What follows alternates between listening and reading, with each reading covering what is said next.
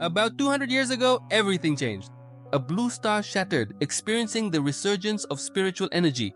And this event shook the entire structure of the earth, causing enormous cataclysms and racial wars, which led humanity to lose the oceans and the moon.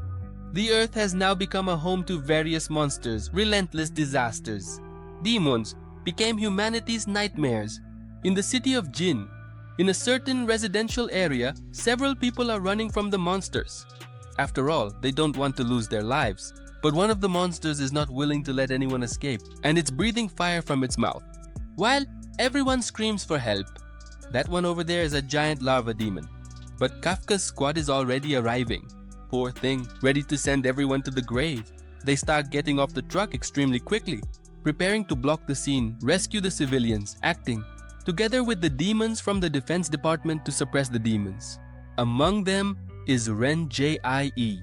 And the guy is shouting at him, telling him to stay alert because he's on a mission. But that guy is really lazy. That's Ren Jie, and the other is Uncle Wet.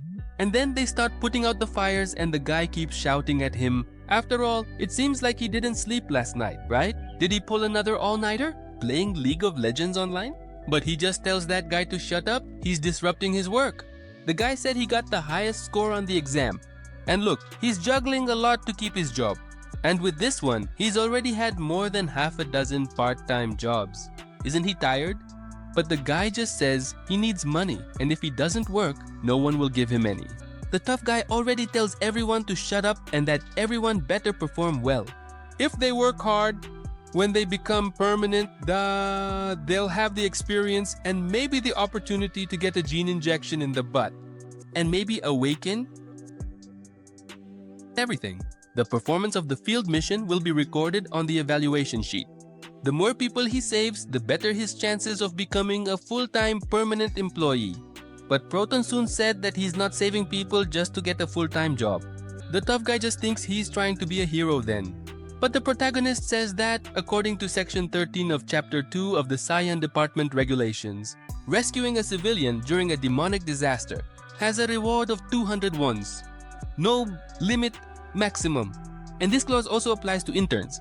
Now he understood what he's after. He's after money. The guy immediately gives him a smack on the back of the head, calling him a brat, risking your life for a measly 200 yen. Are you crazy?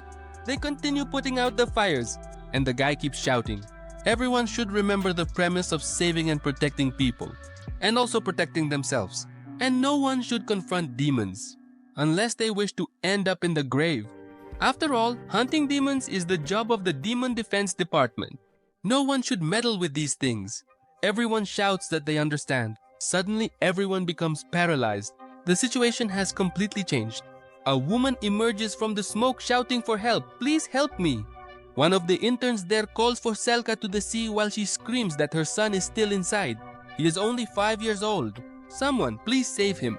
The hero from the department says that the defense force hasn't arrived yet. And there's a giant lava demon on the 3rd level. And it hasn't gone into the ditch yet. They have to do something. But Captain Calvo says that the main demon defense forces are on a mission outside the city. And support will take quite a while to arrive. And right now, a member of the Void Academy, Pemon, is fighting. And they've heard that he's incredibly strong and has a divine power. Look there, the woman keeps shouting that her son is on the 10th floor. Someone, save him please. The captain thinks he's going to go there to save the kid and for everyone to provide support from the outside. But suddenly, when he was grabbing his helmet, he sees Rengen entering the fire, completely unprepared, with only a mask. The guy asks if he's trying to kill himself because inside it's too dangerous and he's just an intern. But he, with the wet in his hand, just tells the guy not to forget his 200 bucks. The guy can't believe that this guy is risking his life just for a measly amount. 200. Is this for real? The guy tells everyone to calm down and instructs someone to support Rengen while he's already inside the building, running, kicking doors, opening them like crazy to rescue the kid as quickly as possible. But while he's racing against time, he's thinking it's going to be easy to earn those 200. So, the whole place starts to explode and begins to collapse. He jumps to the side and manages to dodge the falling stones and debris. Could that have been a sonic attack? But suddenly, there she is. The hunter fighting a giant monster. He wonders if that monster can unleash sonic attacks, while the hunter is dodging the monster's attacks. That girl is from the Demon Hunter Academy. She was able to receive warrior genes. She is capable of fighting these monsters with ease. But suddenly, he hears someone crying, coughing, and screaming, begging for their mother at the end of that dark corridor. Now he found the boy. He keeps going. A hiccup, and there he is at the back of a room, trembling, poor thing. He arrives saying that the older brother is there to save him. Before the stones could fall on the boy, he managed to get him out of there. Just barely, the entire ceiling almost fell on the boy. While the boy coughs, he takes off his mask and puts it on the boy's face so he can breathe. Better. The boy hugs him, grateful. Meanwhile, outside, people are still trying to put out that fire. And suddenly we see footsteps, and there he is, holding the boy with his mission accomplished. Everyone is quite happy. That guy really did it. He came out alive and still completed the mission. Suddenly, the entire building collapses completely, while the girl's fight with the big lizard continues. She on top tries to attack the lizard, but he counterattacks as well. Suddenly, a huge explosion, and the lizard starts to flee. But it won't escape that easily. She won't let it, as she realizes this is not good at all. Several explosions occur in that building. Everyone is in disbelief, and the other asks Brother G to be careful. And when he looks back, the entire building is collapsing on top of him. He only has time to throw the child. While a superior calls his name, all that thick concrete and debris fall on top of that guy. Amidst the rubble, people try to find him and shout his name to see if he says anything from within the debris. There he is, trapped, just buried amidst several stones in Tulio there, with a huge iron bar embedded in his chest. He thought he could become a hero, just for 200 yuan, but he won't have enough life left to spend that money. He apologizes and it seems like he's going to die. But there she is, the girl watching him amidst the rubble, and in his delirium, he only thinks she's an angel. She looks at him and apologizes. That's Jean-Julie. But as he looks her up and down, he notices, wait, why? A heroine is wearing that underneath and without layers. Where's people's confidence? He just thinks that maybe his last words will be pink piglet, so cute. She gets really annoyed and calls him a pervert. But she bends down, again knowing that his situation is critical, and asks him to hold on a little longer and wake up. But unfortunately Guy seems to be on his way out while she tries to cheer him up again. He realizes that this is the feeling of death. Finally, he will be able to sleep well. Actually, it's quite comfortable. He just wonders if in the world after death there is internet and speed. Will it be good? But suddenly he remembers that he can't die yet. He wants to live and tries to run in that empty and barren place. Meanwhile, in the real world, he is in the operating room. The doctors are quite worried. A left limb amputated, lower spine shattered, internal organs ruptured, bleeding, multiple fractures, degloving. Damn, the situation is critical. Unfortunately, some of the doctors there are losing hope of resuscitation. And Diamante, 11:44 p.m., his heartbeat stopped. Unfortunately, he had a confirmed brain death and now no longer shows signs of life. His colleagues there apologize, poor thing. No one was able to save Ren Jie, but he managed to complete his mission. They choose to cremate him while he is there, thinking he can still be saved, screaming, begging for someone to save him, but no one hears him. Then, his coffin proceeds to the crematorium room, along with his relatives and all the acquaintances.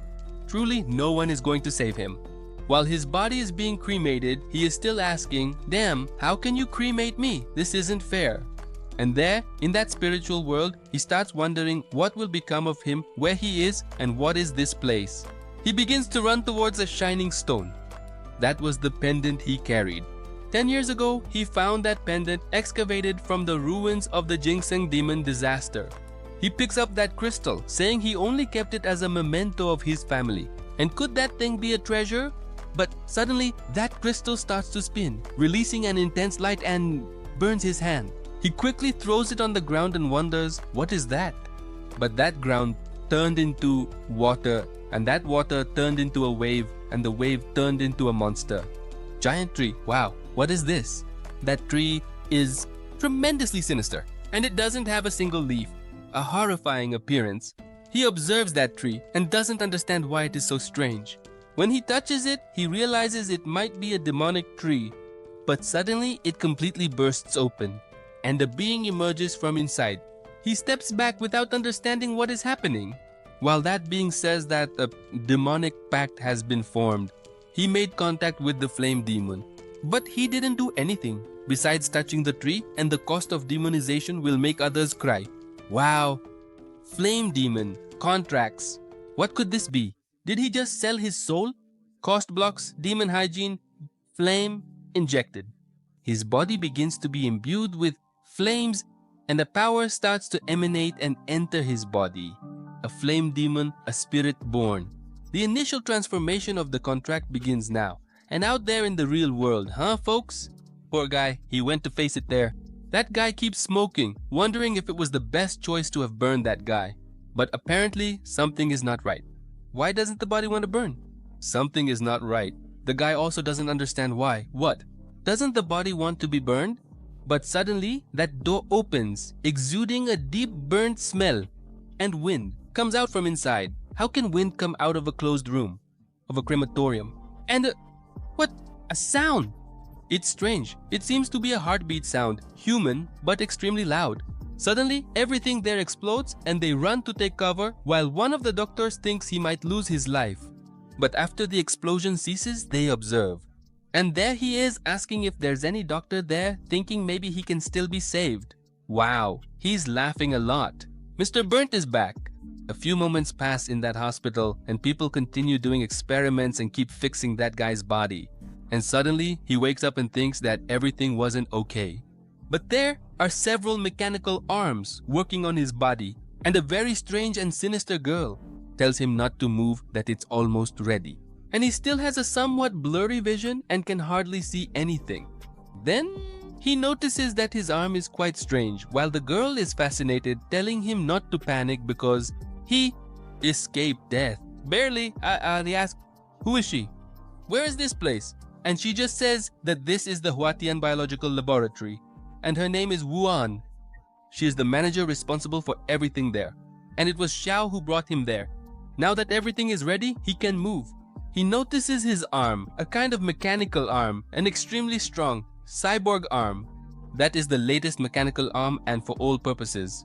His old arm, unfortunately, was demolished in the most recent explosion experiment, equivalent to 10,000 kilograms of TNT. And probably the previous owner turned to ashes, but the arm remained intact and could be reused on him. He finds that arm extremely impressive, but who could Xiao be? And why would she help him? That is the third daughter of the biological group, Atian Chang, Zhou, Li. Did he really meet her? Now he knows who she is. It's that girl with divine power. She did him a little favor. That girl keeps saying he's very lucky. After all, the tests and gene results confirmed fire-type abilities. So not only did he not die, but he also successfully unlocked the gene, a flaming ability. But he probably knows that he has already missed the period to awaken the gene ability. Why did he only awaken now? I'm thinking this guy is really related to Kafka. The woman says he was already in the awakening stage. He just needed to maintain his body through cultivation. Understand the basic principles of genetic warriors. Basic principles? He doesn't understand anything this woman is talking about. Then it starts again. 200 years ago, the spiritual energy of the blue star resurfaced and 12 spiritual sources emerged on Earth. Along with them, plants and animals absorbed the spiritual energy and evolved into spirits, gradually dominating the world, wanting to exterminate the entire human race. So naturally we created defenses to counterattack. Human scientists successfully unlocked the genetic block and developed an awakening genetic injection which was administered and used on ordinary people. And these genetically modified, awakened humans became genetic warriors, absorbing a lot of spiritual energy to fight against those spirits. However, while humans gained power after unlocking a genetic block, they also had a rather high price to pay. Oh man, speaking of price, the guy started sweating bullets because he doesn't have a dime. For example, a disease of demonic psychiatry. He knows about this. That's his sister's illness, poor thing. It's an extremely strong type of disease. If a demonic contractor doesn't pay the price, his body will develop demonic scars. And when the disease strikes, it's like having your bones scraped. Extremely painful. Since she mentioned the name demonic contract, it means that Tian Tian's illness might be perhaps a contract. Could she be a demonic contractor? He asks if that disease has any kind of cure. She said yes, but not with the current medical level in that country of Daxia. And what if there was some kind of cure? It might be in that fallen city, the demonic city. Darn, he doesn't even know what it means or where that city is. And she only says that place is full of demonic energy, which feeds demonic spirits. So there might be a way there. And if that's true, he still has hope. She then starts to leave, still observing the tests. And she says that since he has now learned the way, it's better for him to research on his own. And if something breaks, he can just look for her again. And he leaves, saying that he won't bother her anymore. And already in the middle of the street, he keeps thinking that if that arm wasn't examined carefully, a fake arm would really never appear.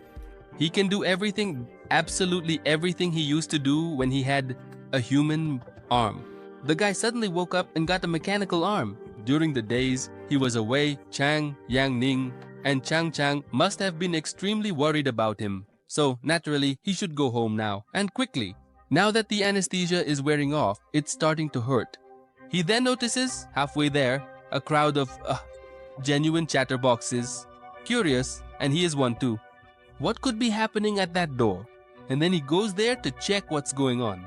And there's a very handsome guy shouting and saying that guy is quite demanding. With his clients, he shows a pair of underwear. Is $300 not enough to wash a pair of underwear? But the girls are saying they don't offer that kind of service. No one is going to wash anyone's underwear there. The guy starts to smile and begins to shout that the quality of service there is terrible, and it doesn't surprise him that she can't even pay the rent. And if the business is bad, it's better for her to leave early. After all, that big guy, he wants their place. But the girl grabs a bat and starts shouting, telling him to get out of there. Now, a guy then grabs the bat and says that girl is quite strong. But can she really manage to hit that guy? With such a thin stick, the girl tells him to let go of the stick. But then he pulls the stick and grabs her tightly, saying he has a much thicker stick to lend her if she doesn't mind taking it. And she just calls him a pervert and says he better let her go now. Then, before he could do anything else, his face is completely smashed. While he was about to say he had a place reserved for them alone later, the impact shock was so great that the guy was thrown to the ground with tremendous force. The other gangsters looked to see who did it. And there he is, telling everyone to get out of there. The guy comes at him with a clenched fist, asking what he's looking at and doing. But the protagonist just punches him right in the middle of the face with his very strong mechanical arm. Then the bullies, knowing they can't handle anything, the guy gets up and grabs the girl. And the other one grabs the other woman and asks who that guy is and why he's interfering in other people's conversation. But he just says that he heard everything they were saying. The guy pulls out a knife, telling him to get out of there. If he starts ruining his fun, he's going to stab him with the knife. It's better to leave, but suddenly he takes a hook, right in the middle of the chin, and the knife falls to the ground. He hugs the woman and grabs the guy by the neck, squeezing with tremendous force. The guy, voiceless, starts to sweat cold and roll his eyes. While the girl, frightened, still calls her brother's name, he thinks if he continues like this, he could easily strangle that guy to death. Then, he lets the guy fall to the ground and tells them to get out of there. If he sees them there next time, they won't be so lucky. Thus, another one helps his brother, while the big guy calls that guy a bastard. He is going to tell everything to his father and ensures that he will have his revenge, but the protagonist just waits. He notices that a kind of white mist has been activated on his body. Could this energy be emotional or spiritual energy? Then the girls thank him for the help, and it's great that he is back. The girls think that something is wrong with him, but he says he's fine, completely fine. And from now on, with that robotic arm, no one will intimidate his family even in thoughts. The girl thinks her brother was so nice, but he's hungry and she just tells him to rest as she will prepare something. Then, as night falls in the apartment, he is already lying down comfortably, thinking about how much his body has changed in such a short time. Suddenly, he feels a pain on the left side, right in the heart, hurting a lot, and suddenly he is plunged into a spiritual environment, full of blood, an extremely uncomfortable place. He is sucked back into that place. The demonic tree called him again. He completely lost control over his body, and that white mist starts to come out a lot from his body, seeming to be sucked out of his body towards that tree. As he screams, more white mist comes out of his body, and also dark mist. The pain is tremendously impulsive to endure. This intensifies even more each time. It seems there are several stages, the forest realm of 3 stages. The fallen demonic city corrupted the 5 spiritual sources into demonic energy sources. But it only exists within the demonic realm. In other words, he simply did not expect, in that place, full of spiritual energy, that demonic spirits could actually convert spiritual energy into evil energy. And if he makes a contract with the demon, and if he wants to cultivate and advance, he must rely on the demonic energy within him. But the prerequisite for energy conversion is to consume a large amount of emotional energy. And the Yuan once said that human negative emotions are called the original sins of demons. And emotional energy comes from this. Once that emotional energy can nurture the demonic spirits, it disappears. The contractor will be affected by the original sins of demons. It is for this reason that he is feeling so much pain, and he must pay the price in time to obtain more emotional energy. He feels a lot of pain, and otherwise his will would be devoured by the demonic spirit, turning him into a true demon. We return again to the city, him checking his phone and with a small bundle. He talks with Yu Yuan, and the guy asks him what he has to do. After all, the demonic spirit demands payment, and usually the payment is much better, but he doesn't know what to answer. So the guy just says that, for example, a demon can make someone watch short videos for several hours over 3 days, or can engage in very strange behaviors, like pulling out their own nails with their mouth. What exactly happens with tremendous ease when it seems to be related to personal growth experiences? That emotional energy that was stored before was extracted by the demonic spirit. Inevitably, he will want more, so he has to find some way to get more energy to feed that spirit. But he doesn't want to do anything strange. And suddenly, someone bumps into him, the bag falls along with that girl, and she seems to have gotten a little hurt. But as he sees that she has a very short skirt and very long legs, how interesting, and he thinks in his head that he should lift the skirt, grab the panties, and wear them on his head. What a crazy thought is that, man? Suddenly he realizes what he was thinking while the girl is standing there, apologizing to her. Apparently she was in a hurry and got distracted and didn't notice him. He looks at her again, exuding emotional energy. He starts shouting, saying that apologies won't be enough. He thinks they can call the police. He starts shouting for everyone to hear what her underwear size is and what color her underwear is. It's better for her to take it off and let him see. Everyone there is perplexed by those questions, and she looks at him, not understanding what to say. What kind of question is that? Does he want her to make up for it with her body? Just for a bump on the street? She stands up and says there are a lot of people there. She smooths her hair a little and says maybe she can accompany him to a more secluded place and do whatever he wants. Wow, how can such a pickup line work? At the very least nowadays, he would end up handcuffed. While he wonders why he got so excited and continues having these intrusive thoughts. But what if it were just thoughts that is controlling him? Is this the price he has to pay to the demonic spirit? But suddenly he shouts, "Oh my, defense!" and starts running like a madman. But the girl is tremendously puzzled. After all, she should be the one running in that situation, and not him. Wow, what madness. But apparently that girl was some kind of spirit. And the person on the phone is asking if that person was really identified as a recent demon recruit, newly awakened. And she just says that guy got away, with an incredibly terrifying look. And she confirms that it really is the guy they are looking for. And she found a chance to test him, that guy's abilities, but unfortunately she let him escape because otherwise everyone would be in trouble. But she just says that guy will never escape her reach, and she will definitely fulfill her mission. Then, a little further away, our protagonist is wondering, was it because of that damn emotional energy? A job from my shift today only earned a few $100s. Suddenly, another girl stumbles and falls into his arms. She, all blushing, looks deeply into his eyes. And he looks at her and keeps asking her why she's throwing herself into his arms.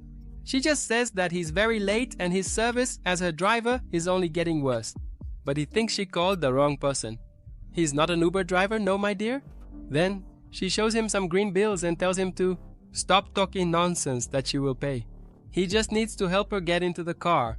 He has never seen so much money in such an easy way like this. If that's the case, he will take on this driver job. Today, he will be her exclusive Uber. So, he goes to her car, opens the door for her to get in, and starts driving. Apparently, the place she's going to is quite remote and distant, right? But why did she go to the bar just to drink at that time?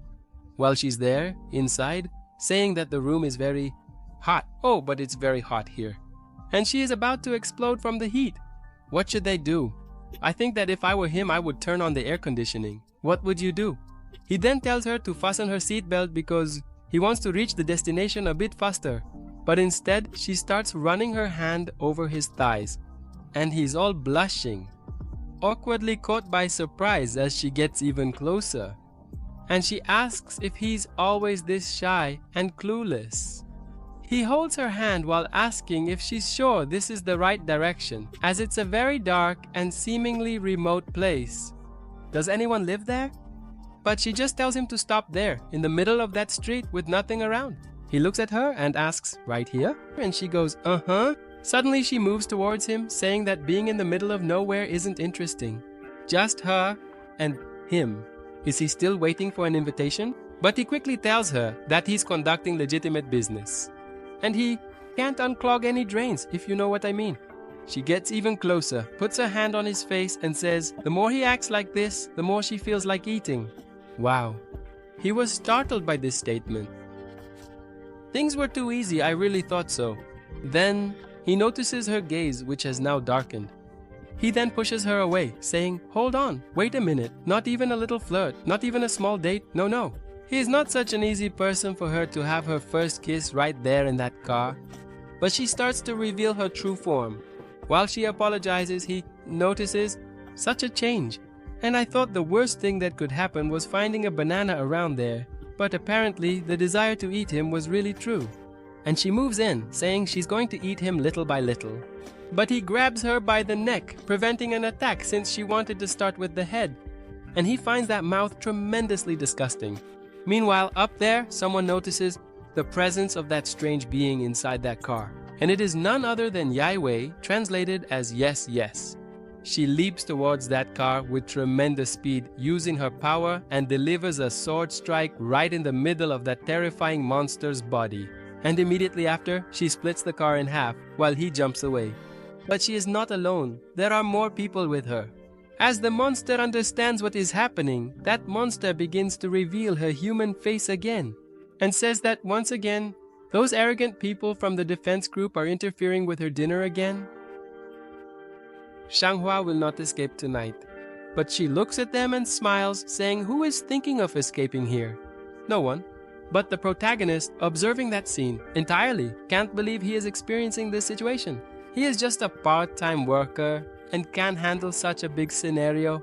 The girl tells the protagonist to shut up and quickly find a place to hide. Meanwhile, the guy in the back says they'll find a better place for them in the department later. But the monster is smiling. She activates a power and heads towards everyone there. But the guys manage to dodge quickly while the protagonist watches and wonders how he ended up in this mess. A guy there with a monstrous staff, a kind of axe sword, starts to say what the director's expression will be when he finds out that the entire third squad was eaten by him and, by the way, was eaten alive. Gradually, that guy smiles. It's Li Xiang. He starts to smile and begins to say that they are not there just for that guy, and they better run while they can. But the girl starts shouting, saying that they are there exclusively because of that guy. He reaches out to the boy and asks him to join him, the demonic organization, the clan. The clan will give him everything he wants. Everything he wants the demon clan can offer. But our protagonist doesn't understand what this is. He looks at the guy's hand and doesn't believe him for a second. After all, if they join the demon clan, there might be no turning back. The boy wants to ask something first, but the guy thinks he's accepting. He says that he made the right choice in that world. Beyond the demon's claw, there is no place for demon contractors. The demonic defense department will just hunt everyone down like rats, but the girl objects. She says that although there is a lot of prejudice, they will never attack him. If he uses his powers completely correctly, he can be at ease about his identity. But the guy points his finger at her, saying that Captain Wei is a huge liar, feeding the guy just to eat. Afterwards, she cannot escape reality. The protagonist just asks that the question he wants to ask is whether that demon clan organization has a probation period, or do they pay overtime, or maybe social security, perhaps great CLT benefits? The guy's wondering what this guy's talking about, while the group of heroes there also doesn't understand anything. The guy is thinking about money at a time like this in terms of benefits. And the woman there gets all stressed out and starts yelling. Does he think they are some kind of company? A legitimate organization? He is deeply mistaken, but he just says that if they are not completely honest, he won't. The monster girl grits her teeth, shouting for him to stop talking nonsense. It's better to grab him and get out of there. And the guy now reveals his 2 claws in an even more threatening manner. He says he will have to deal with these brats from the Department of Defense. First, he launches himself towards everyone there in an extremely fast manner. But the captain, Uma, defends the blow using her sword while telling them to take care of the woman and leave the guy to her. But she notices that it's 3 against 1. Will she surrender? She just says that maybe they are not looking at the battlefield correctly. 3 against 1, look again. She drops a kind of egg on the ground, and from inside, repulsive creatures with scythes on their backs emerge. And now it's 3 against 3. She orders those guys to go and strip the skin off those guys so she can make a leather mount. Meanwhile, the captain is fighting a monster. The attacks are extremely strong and fast. The fight is insane. The guy attacks and she defends. The guy asks if that's all she has. He's not feeling any pleasure in fighting her, but she grits her teeth as well, saying that he's celebrating too early. She then unleashes a kind of power from her sword and calls it a blood explosion. That power hits him squarely, man, throwing him far away. But now he feels quite excited and starts to smile, saying that it still wasn't enough to kill him. And we return to our protagonist in the middle of that mess. He's trying to sneak away. First, a defense department, then demons, then more demons. If he had known, he definitely wouldn't have taken this driver job. But he wanted the money, huh? And also a pretty cute girl. He thinks that Tian and Tianan are waiting for him at home, and it's better to take this chance to escape. But when he's trying to escape, there she is saying that the dear big guy wants to leave early. But it's not yet time for her to make her final journey. Where does he think he's going? She starts screaming in a raspy sound, saying she's going to have a taste of him first, and he can't do anything, just defend himself. With his arms, poor guy, in a bind, his chest starts to glow as she, head to mouth, gets closer. He still shouts that he has no interest in her, and she screams that she's going to devour him alive. The guys tell her to quickly protect that guy. While everyone is tied up there fighting against those monsters, she watches while defending herself, and immediately after, she launches herself screaming that she won't let that guy die. As that mouth tries to eat the protagonist, his eye starts to shine brightly, and a huge explosion occurs at that location, emitting a tremendous hot energy, reducing the buildings around there to just rubble, falling over them. And that woman, monster, screams, saying that her face is burning. The girl doesn't understand how this is possible. Could it be a divine factor? So, does this mean it can harm demons, while a guy is there, extremely hot? Still not understanding what happened. The monster girl is screaming, saying that guy skinned her face. She is going to skin him alive. But the guy yells at her to stop stalling and grab that guy and get out of there. As she launches herself towards that girl, the guy keeps saying he will hold everyone there while she escapes with that guy, but the girl won't let it slide. She brings her hands together, making a sign. That is the awakening of the blood eye, a blood moon of forms above her head. And she says that under the light of the moon, the price will soon be paid, and tells him to take it if he can. A huge blood spear is ready to be launched from her hand, and in the following moments, she throws it with tremendous speed. That guy had no chance to defend or dodge, piercing right through his abdomen. But he grabs that bloody spear and starts laughing a lot with a disturbing smile. He says that, as expected from a divine genetic factor, the powers are incredibly powerful. But she thinks this guy is crazy, with the spear in his chest, still laughing. He removes the spear and reveals his new transformation. The transformation of the final darkness, the P blade. He is stronger than ever. She dodges backward and tells everyone to protect Ren Jie, as she will hold them off for a while longer. But the guy charges towards her, shouting for her to face her death head on. He uses the power of the blade's ghost and she uses her blood spear. But the spear is broken in the monster's palm and she falls backward from the force of the shock. But she is very quick, managing to get up swiftly. The guy clenches his fist and says that another genetic wine factor is about to fall. They're all the same, mere crap. Everyone expects reinforcements to arrive soon, but they quickly die. He approaches her with tremendous speed and punches her right in the stomach. The punch is so strong that it almost pierces her stomach. She feels that tremendously terrifying blow. As he says reinforcements, you won't have a chance to see them. She falls to the ground, agonizing, out of breath, while the members of her squad team are perplexed, unable to believe that her divine factor was broken with just one blow. And the woman screams, asking if Ye is okay. Unfortunately, she is not okay. But the reinforcements have not yet arrived. Should they fight together? But they realize that guy is on fire. What's wrong with that boy? He thinks that Ye told him to protect him. Is he really a demonic contractor? He is still struggling to submit to the care of the demons, but he cannot. And the demons whisper in his head, the twin blades of burning fire, the fleeting glow, where the blade reaches. The stars fall silent. A tribute, the flame is dying, while the guy just calls a bunch of brats. Super confident he will send them all to the afterlife. He attacks everyone there with tremendous speed, giving no chance for comebacks or revenge. The guys fall to the ground and he observes now there's only one left. He grabs Ren's neck. While the girl says that maybe they don't need to take him alive, they can just take his corpse. Maybe that solves it, but the guy just says that if he dies so easily, he's not really who they're looking for.